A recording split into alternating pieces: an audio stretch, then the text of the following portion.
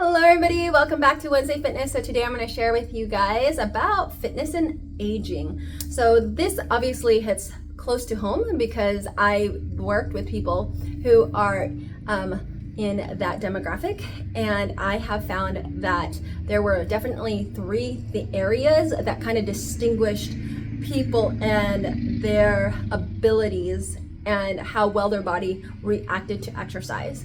So the first group are people who have maintained movement as a lifestyle. The second group are people who had a lot of movement when they were younger and then kind of tapered off as they got older and became more sedentary and just kind of like had a work-life situation where they would go to work, come home, and really not do any type of movement.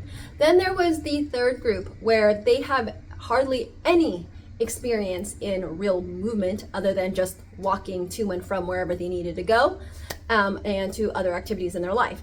There wasn't really an emphasis on fitness and wellness. So these three groups showed a drastic difference, at least in my observation as a personal trainer, in coordination, agility, and balance. These obviously would be exacerbated if they had any comorbidities, if they've had any prior injuries. So if they've had a fall, for example, and then they've had fractures, then that healing process didn't take too well, then those would also cause issues in those three categories I mentioned.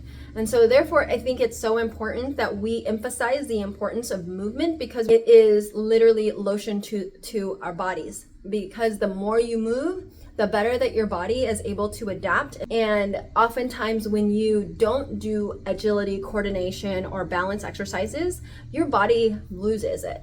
So pretty much that concept, use it or lose it, it's so true too with not just language, but also true in terms of movement. Your body has so many, neuroconnections that go to all of our muscles.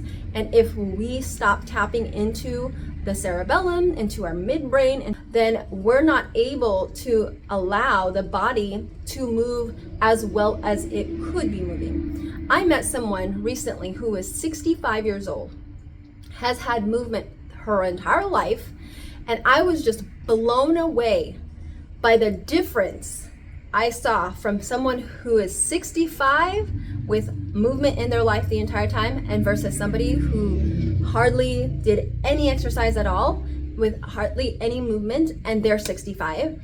I mean, it is a stark difference. And not only that, the way this person looked, like you would never believe she was 65. She looks like she's 40. And it attests to the fact that consistency is key. Consistency in your exercise movement is helping you with longevity. It's preventing a lot of aging issues that you will have, especially when it comes to joint function, muscle, dystrophy. Those things are preventative if you continue with weight strength training and you continue with important, fitness routines that are going to help combat those issues. So I think it's so important that one, you do get connected with a personal trainer that will help you stay on track. And no, I'm not sitting here trying to say it's me. No, be in your local area. It's great to have someone that you know who understands the body, especially in your demographic, because oftentimes you can have people who have a perception of fitness, but they're thinking more towards the younger group and they could end up injuring you. I've seen it, and I'm saying that inexperience can sometimes be an issue with working with people who are in the older demographic. So this is why it's really important that you do your research, search out a really good trainer, and make sure that you are consistent with your fitness. Or if you don't really want to spend the money on a trainer, I would say, why don't you join something that has a lot of movement in it? As long as you are capable of doing it without injury, then it's something that you can get into. I have seen so many people who have purposefully partaken these different classes that challenge them in these three areas, which is great. My thing is make sure that you are comfortable with the pace of the class, because not all classes are at the pace that would work with your style. One of the things is, because I worked with Parkinson's, I absolutely loved Rocksteady Boxing, and if you know anybody who has Parkinson's, I highly suggest you plug them into that community. There are other, communities out there for certain comorbidities that have happened that you can get plugged in, that really move towards fitness and movement as a way of combating, the aging process, as well as whatever comorbidity you might be dealing with.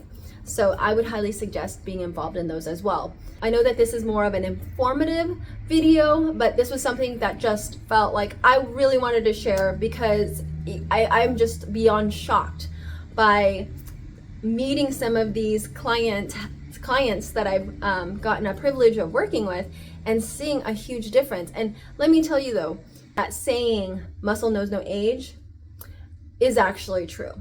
Like, once you start working out, your muscles will adapt. I'm not going to sit here and tell you you're going to get younger, but I will say that your muscles are definitely going to react depending on the load that you place upon it.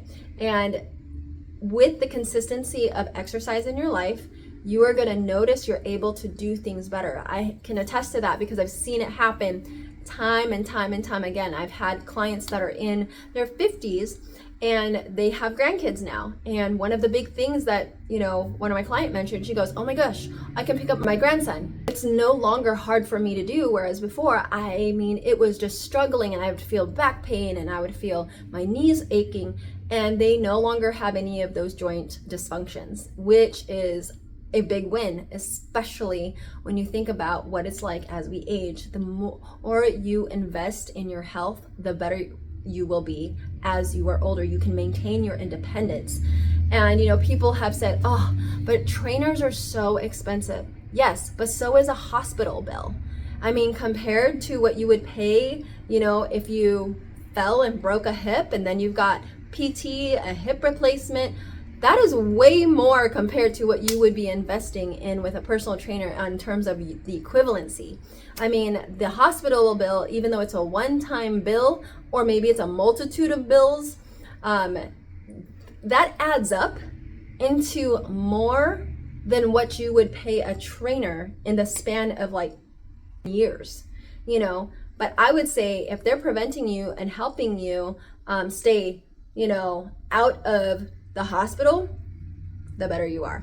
So, and I'm not saying that going to a hospital is wrong. Please do not take my words out of context. What I'm saying is, the more you exercise, the less injury to your joints, the more you're capable of moving and staying independent, and the less you will end up with falls, which will prevent you from being injured more easily. So hopefully that makes sense. But anyways, I hope that you guys enjoyed this informative video. And with that said, may you live, thrive, and be healthy. Take care. Bye.